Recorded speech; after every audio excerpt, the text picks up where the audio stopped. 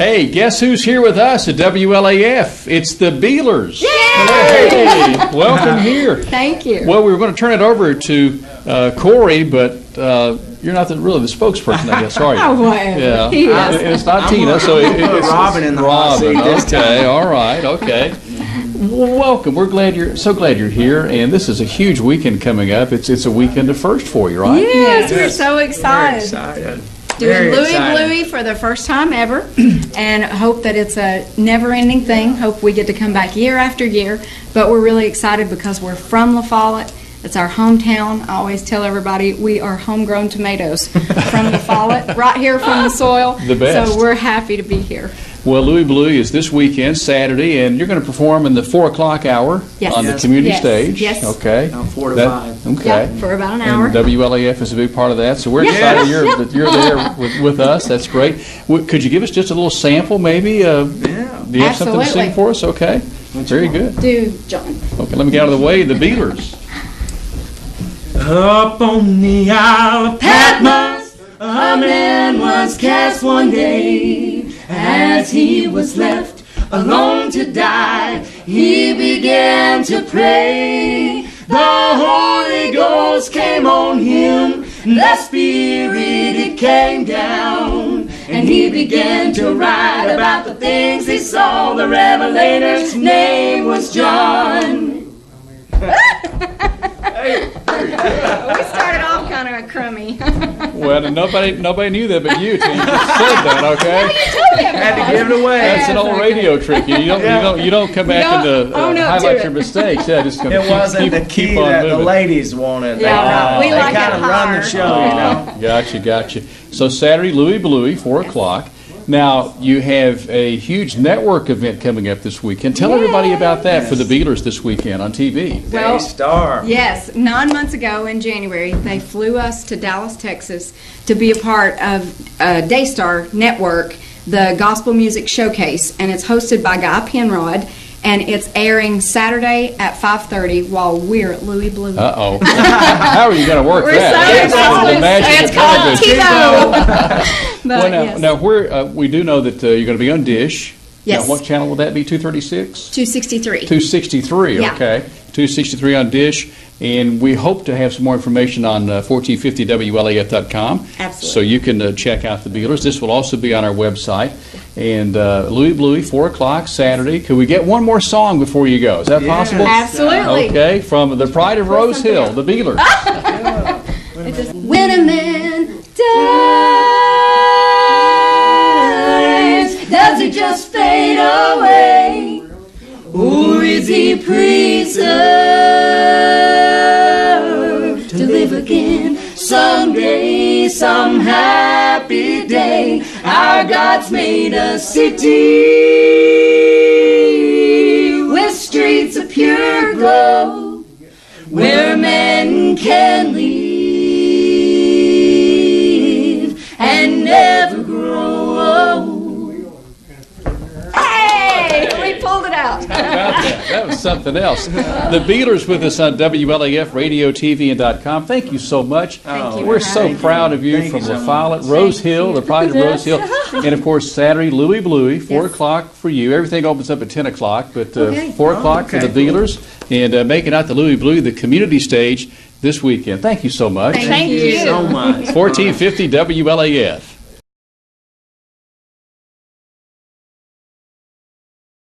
This ball was given to me in 1963. I was injured playing Little League baseball and had to have respiratory surgery. And all my teammates signed this ball. And I got to looking at it, and the mayor of La Follette, Mike Stanfield, was on here. So I called him and told him his name was on here, and we've got this going right now.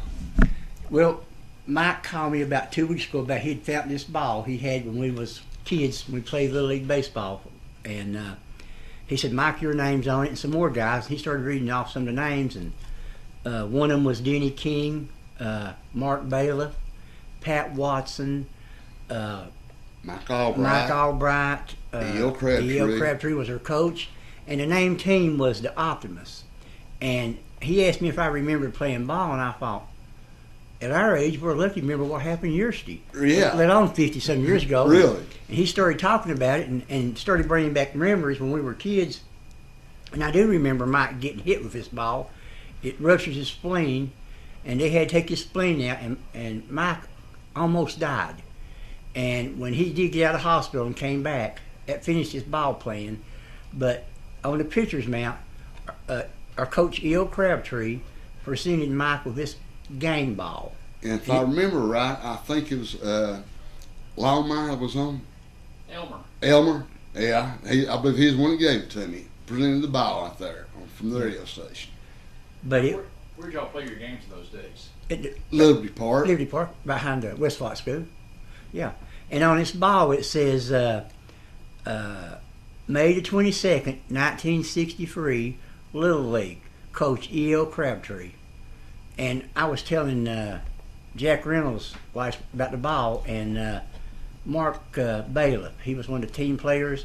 Mark has since passed away, and another player, Pat Watson. And you know, you're thinking about this ball and us being kids playing baseball. These guys were good ball players, and it was such an honor for us, the kids, to play with some of these guys. So, Oh, yes. you know, and it really means a lot. And I called Mr. Reynolds last night and told him to be sure to tell Mr. Bailiff, because he comes out here every Tuesday on a Follett from Knoxville, that his son's name is on this ball. If he'd like to see it, he can contact me, and I'd get with Mike and let him see his son's name. But I remember Pat Watson, all through life. Pat passed away a few years ago. Pat always had a big smile on his face. Oh, yes. Every time you see him, you can say hello. And wavy. His hair was always real wavy, even when he was a kid. And he worked for Food Line and grocery stores for years. And Mark Bailiff, I remember Mark. He was dark-skinned and a real neat-looking guy with real black hair. Mm-hmm. And it was such an honor for both us guys to even know him, let alone Oh, play ball yes, with him. yes. And Denny King, he went on to be a TBI agent for the state of Tennessee. And of course, me being the mayor, you know, it's such an honor. Can you remember any more of the names or read any more? Okay, Larry McCarty, Mike Stanfield, Dallas Pruitt, Denny King, Pat Watson, Dennis Heverly, Mark Bailiff, Alan Seals, Daniel Birchfield, Lee Heverly, Roger Lloyd, Mike Albright, and Coach E.O. Crabtree. And there's a couple of names I can't make out. There was one guy, Denny W. I can't remember who it was. Can't remember his name. It's been so long, you know. But I've had that ball put up, and for some reason, well, no, this is what it was.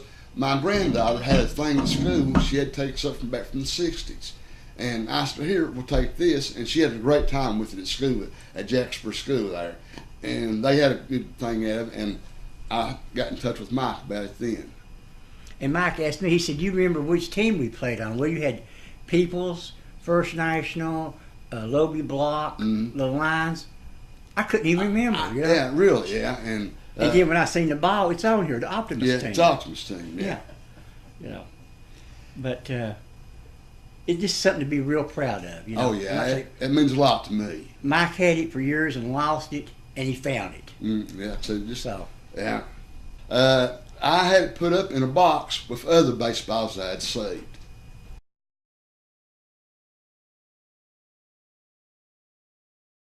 Brother Don Allen celebrates his 15th year here on WLAF Radio and TV. It was the first week of August, way back in 1997, when the man who dresses so sharp made his debut on local TV. Well, Jim, to me, the television, it brings you closer to people. You can relate with them, and they can see you. And I see people all the time that they know me because they see me on television, and I just thinking, and I told Bill, I said, Jim's the one that got me started. I remember that Saturday morning, that first Saturday morning when we started this, and that 15 years ago will be this coming Saturday, August the first Saturday. So, and I'm thankful, and I like this kind of ministry. I think it reaches a lot of people, the radio and the TV, and we just appreciate, I know all the preachers does it, gets to come on the morning devotion, and the station here gives us that free time to get the Word of God out and you know, to be a comfort to people. And a lot of people, this is the only church they have, and is getting to watch the telecast, and they're shut in or they're in the nursing homes or hospitals, and so it's just wonderful to have this privilege. And as I mentioned to you, back when I first started preaching, it's 1966, 67, me and Brother Eldon Hudson, which we called him Dugan, was up on had a radio broadcast up here. And then when I was pastor at Red Ash for about 13 years, I was on the radio because this is just one ministry that I always thought that was real necessary, and I felt that God wanted me to be in this ministry. Not that I've got that good or vocabulary or anything like that, but I felt that that's what God would have me to do. And then when they started the green screen, and then started having preachers to come on. I guess Brother Duncan came on before I did, but then I come up and talk with you, and you got me started, and so I've been on ever since. And I was pastor at the Little White Oak Baptist Church when we first started, and they couldn't pick it up, but I asked the church, I said, if they would take, I wanted to start an hour, if they would take and pay 30 minutes of it, and I'd pay the other 30 minutes to get started, and I asked them to take it on for a year. So they did, but, and so the first Saturday, they gave me money, and I paid my part, and from then on, with the help of God, people's been supporting the telecast, and I appreciate everyone that's helped us to be on these years and to get the gospel out, and we just hope that if we just one soul was saved, you wouldn't have no price to put on it, because the Bible said, if you gain the whole world and lose your soul, what would you give in exchange? So, and I appreciate that. I appreciate you. And I told people, I said, now, if you're my critic and you don't like me, then you can blame Jim Freeman. He's the one that got me started. But I've made a lot of friends, and I guess I've made a lot of enemies. Not that I wanted to, because I say this, that I can lay my arm around anyone and say, let's go to heaven together. And so that's, I wanted to get the gospel out, the Word of God, and that's still my desire as long as I'm living. I want to be able to get the gospel out to people. When I first started, my hair was a little different color, but I'm thankful for the privilege that you've given us, and I think that you do a real good job up here at the station. Don Allen's live telecast may be seen on Fridays at 7 p.m. and on Saturday mornings at 10 on WLAF TV 12.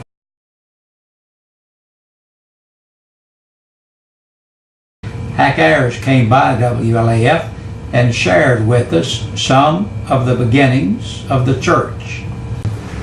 We moved from Stinking Creek to La Follette in 1938, and my mother started attending the East Beach Street Church of God then. And then as the RL came along, he attended that. My sister attended there. And we always, that was our home church for many, many years, still my home church.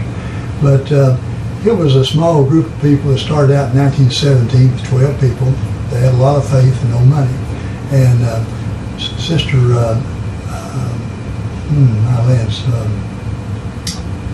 Bayard, she talked to the banker that she was related to, and he said, Sister Bayard, you all are going to have to get you a church house so people can recognize you and before you all get anywhere. And of course the Depression was on, you couldn't borrow no money. So they went back, they were meeting at the corner of Kentucky and South 4th Street in a two-room house. They traded that two-room house for 2 lots over on the corner of Beach and 12th Street. Well, the old Davis Chapel School had been abandoned in the county, had it up for sale. And Ruth Baird put up the money, and Homer Brawls, he took the labor, and they tore the Davis Chapel School down, piece by piece, brought it over to Beach Street, and put it back up piece by piece. So we had a schoolhouse, or a church house. And Ruth Baird said the first Sunday they had church there, they had 135 people in it, and no room for nobody. They knew right then they was going to have some room somewhere. But anyway, they had a wonderful service there for many years. A.J. Phillips, he came there in 1952, and he suggested that we build an addition onto it. We built 4 Sunday school rooms, a kitchen, and a dining hall, and everything. Again, no money, volunteer labor, and they built.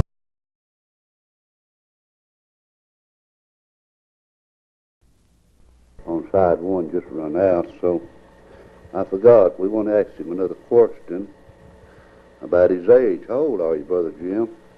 I'll be 82, the 8th of this coming June. 8th of this coming June. Be 82 years old. 82. And you say you've been preaching 58 years. Right. So,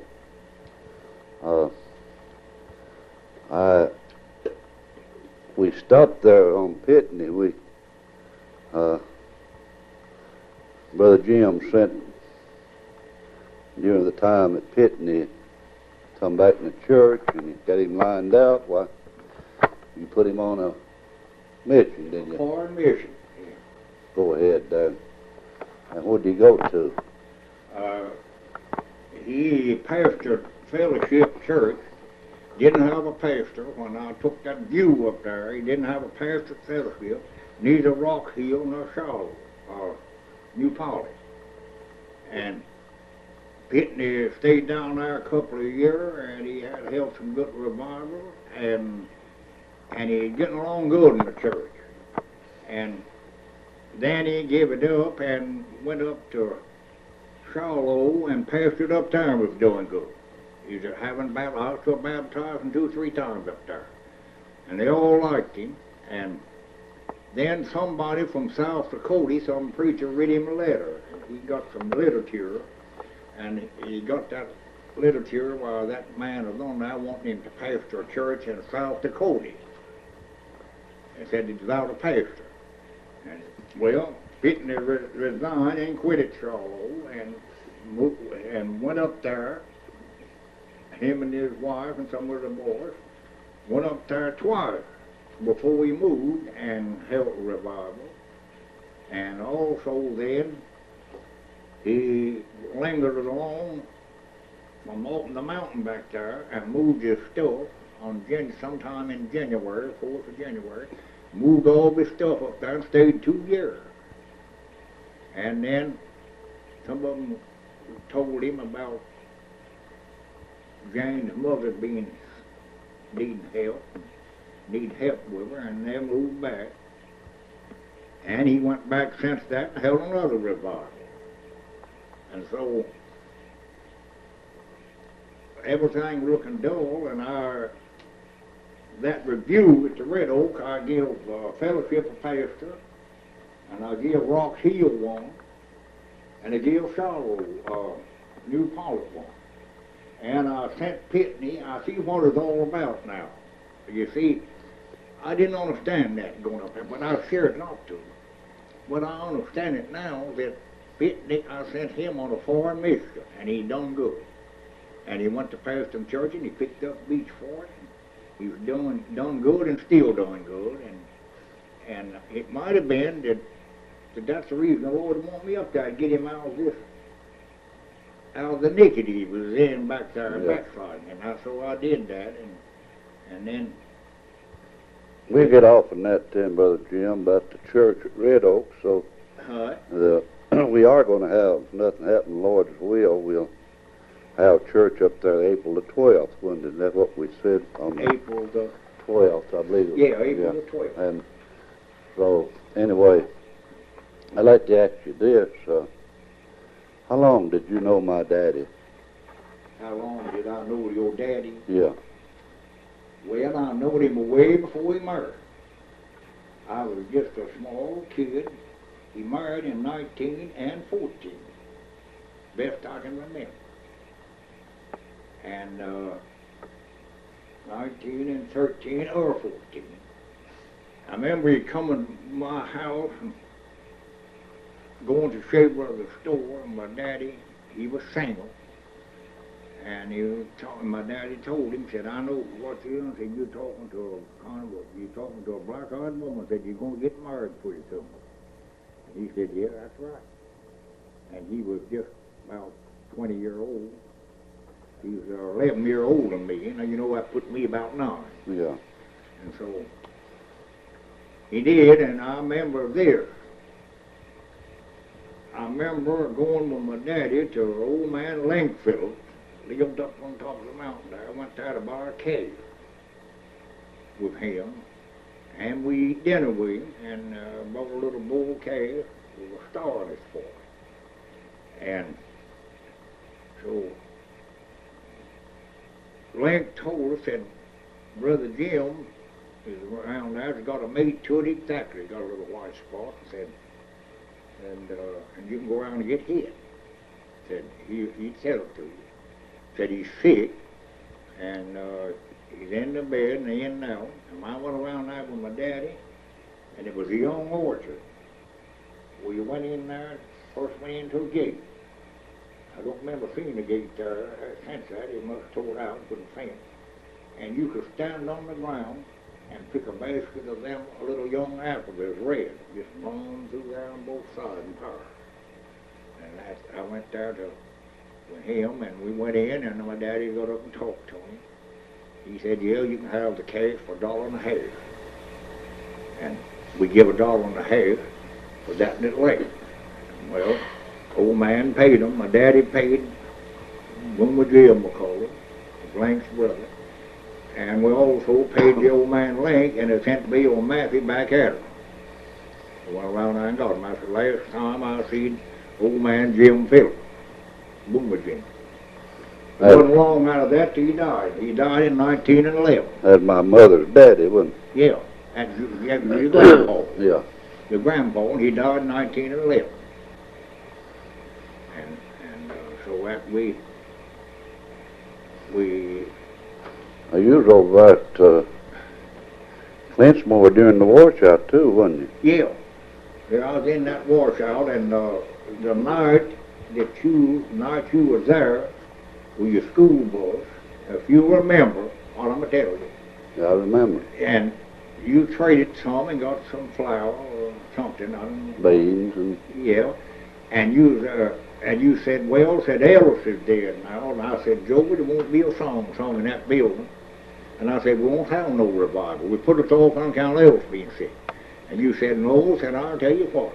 Said, they can just sing one song and you'll be in shape. I said, no, won't be no meeting in that. And that night, the washout come and the church went. You remember me telling you that? Yeah. And the church went the very night, and I was telling you there wouldn't be no revival in it. The very night, and old man, Preacher Jim Burry, 2 of his girls, 2 of his grandkids was washed out with it. And they found them down there, and it took a long time to find some of them. And I went through water and up to here, lost the grocery store, and lost about $700 worth of scales and bread shells and showcases.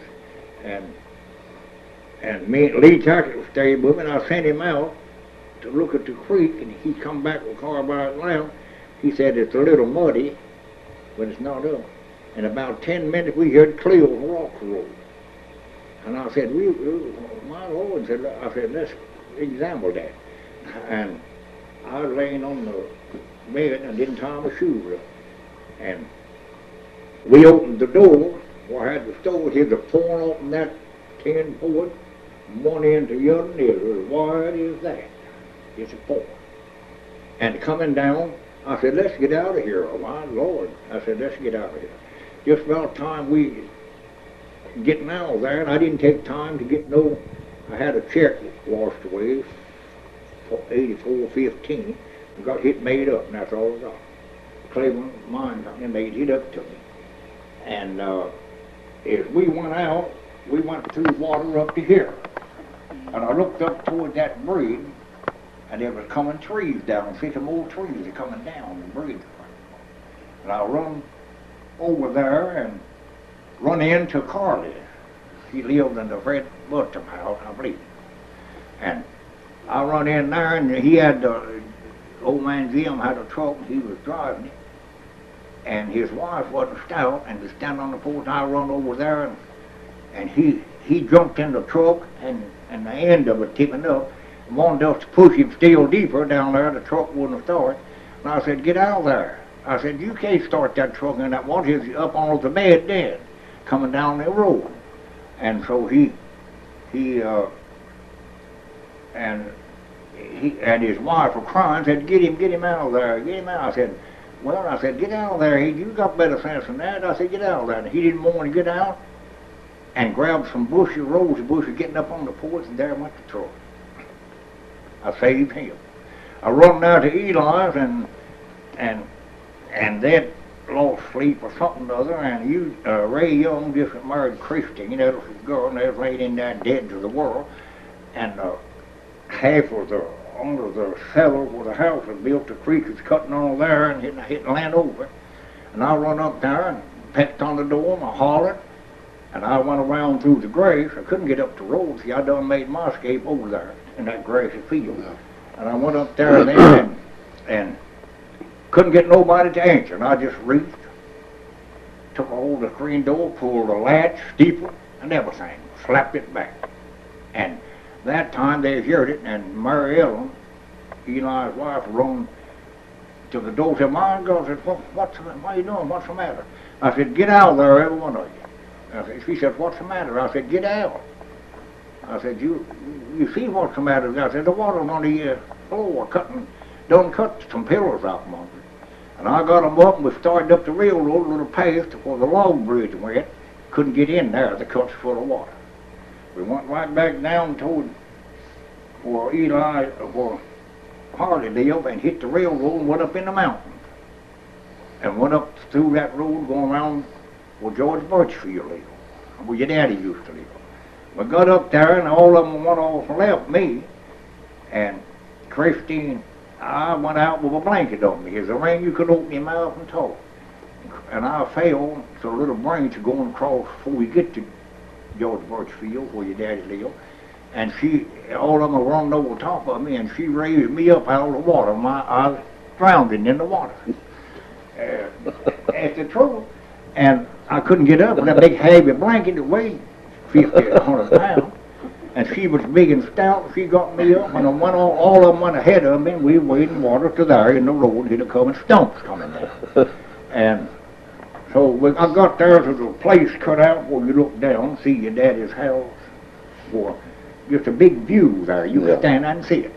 And I was waiting till it light. And then one of them went on and left me. I was just taking my time in that water. And I looked down through that, and the house was gone. There's a sea of water. I could hear Cleo bumping in there.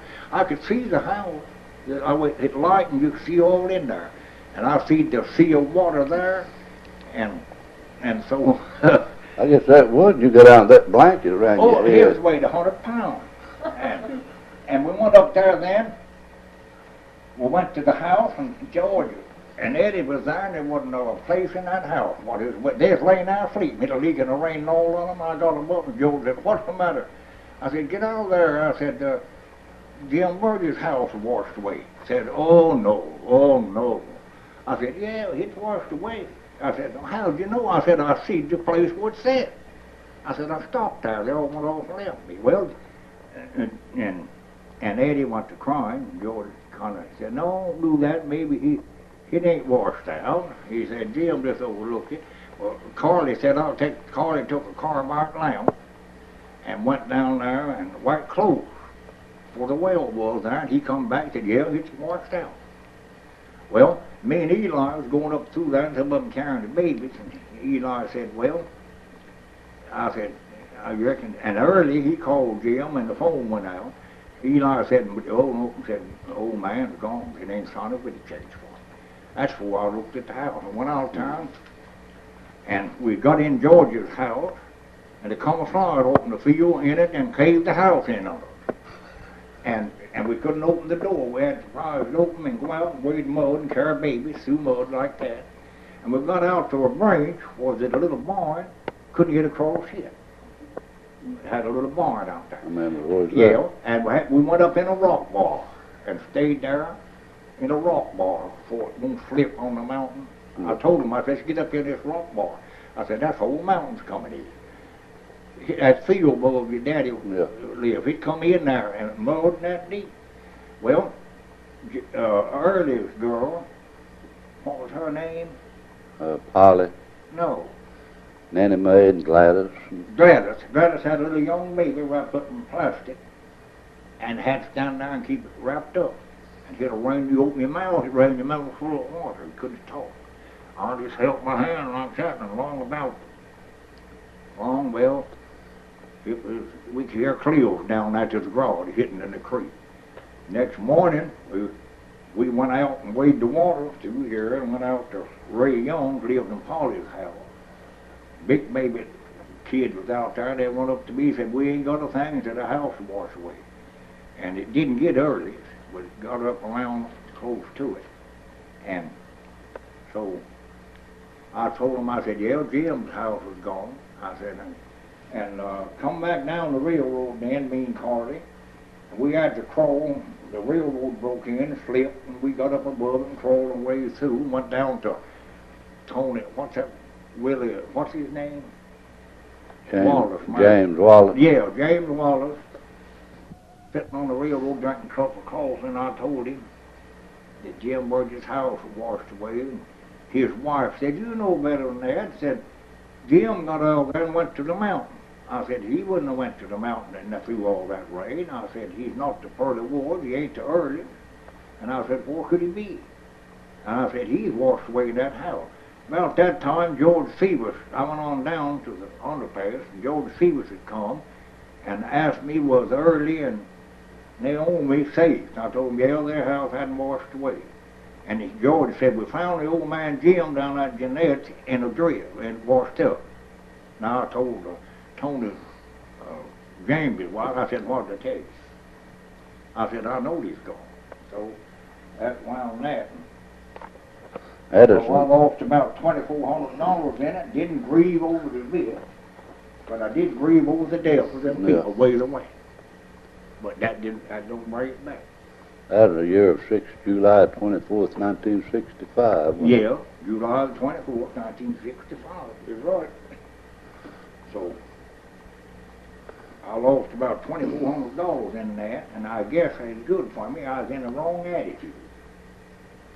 What if you hadn't been drowned at that blanket and it tied around that big heavy blanket and it wrapped around your head? It fell. I was going up a little hill and it fell, and the water coming down that deep, and Christine come by and them running over top of me, lift me back up, and I throwed the blanket over.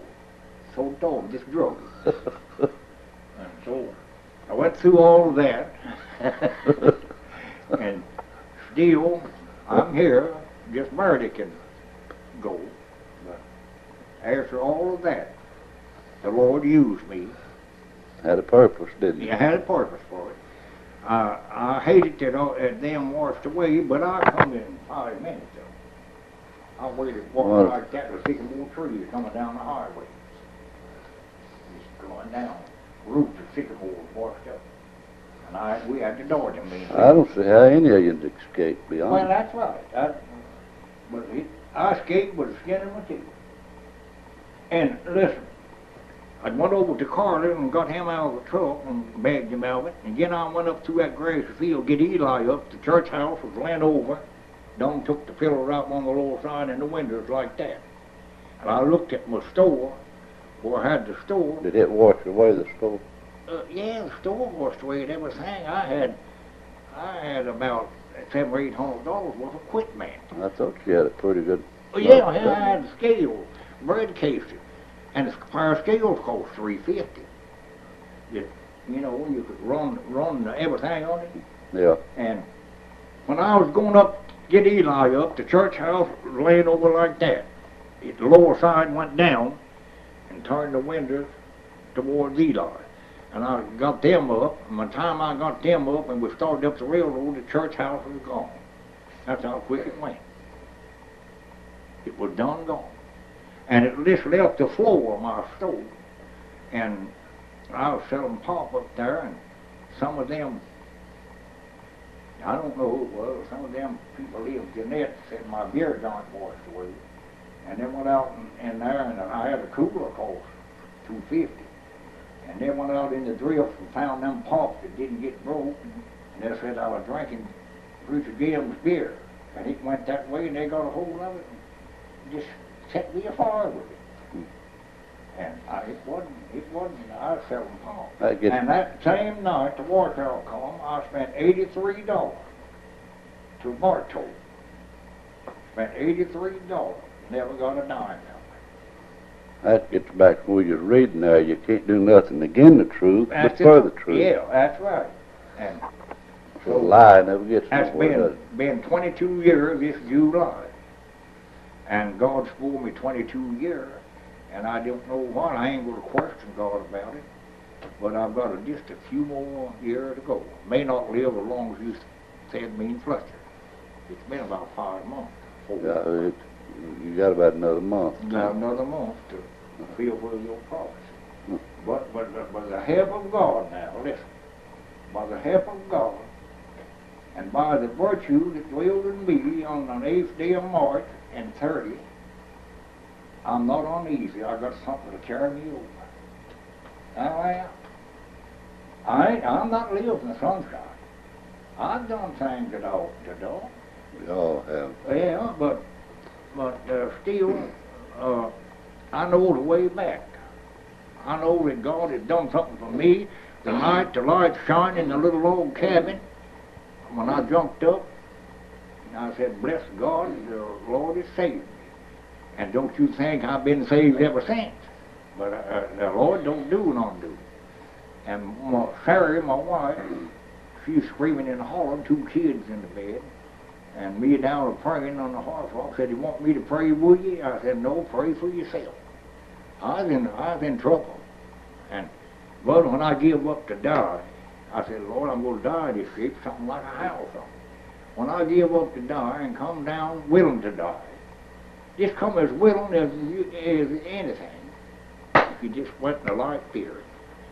And there was a little low cabin. I'm a tall man. There's a little cabin with the boards took out here and there. Somebody took them out for kindling or something. When I was shouting through that house, I was jumping, I'm praising the Lord. He saved me. My head, I'd have to lower my head from the johnson, but I went up in them holes. The Lord fired the holes for me. I didn't pay no attention to the johnson laying across my neck and head. But somebody took them out melting greasy, just a big hole here and yonder. And every time I jumped, you drive a wheelbarrow, in my head in one of them holes. Melt burnt that for kindling. Yeah, and maybe, I don't know. Yeah, I guess you did. But now the Lord fired them holes there. I lived in the shack, Jack and Eddie's mine there. And in places you'd have to lower your head. They built houses and I didn't think about being a low cabin when the Lord saved me. Bless God. Bless the Lord. I never will forget that night. Bless God, when He saved me, He wasn't nobody that jerked me up. The power of God raised me. Yeah, you never forget it, do you? Never forget it. Power of God raised me up there, and don't you think I've been down and out a few times, but I never forgot that night that the light shone. It just like that. And light is shining in darkness, and darkness walking in it not. Bless the name of Jesus. Bless the Lord. We've just got a few more days, but come on over. You can search. You'll find the old man is the one to the gates. And that won't be long. But I'm going to tell you this. I don't know whether the tapes are run or not. I'm going to tell you this. You young, here's a young preacher, maybe been preaching maybe too long, and I've been preaching way longer than you have. 58 years, you said. Yeah, you know how long you've been preaching. About 30. But my advice to you young preachers, when you're young, do all you can. Every song you can sing, or every time you can pray, or every time you can go to church and hear the gospel or sing, do it. When you get old, you want to, you can't. That's right. You can't do it. Now, listen, Christ told Peter, said, Peter, when you're young, you can guide yourself around. But he said, when you're old, you need someone to guide you. And I'm in that now. Yeah. And of course, I can look back now and see some mistakes I made. But you can't call it back. Now, some people say when make a mistake, just call it back. A mistake never has been called back. David would like to call his back, but he couldn't do it. Only way to correct a mistake is not make them. That's exactly right. And That's the only way you correct a mistake, not make them. We all do make them, don't we? Yeah, we all make them. Well, you read that scripture there I read. It said, Yeah. we all are weak in Him, but we should live through the power of God. Now that's my hope. And if you want to come over there, well, if I go first and you come on, just search. There's 12 gates. I'll be in one of them. Be sitting there. The old man be sitting there. Lord, I've got a title to it. I've got a title. I'm a John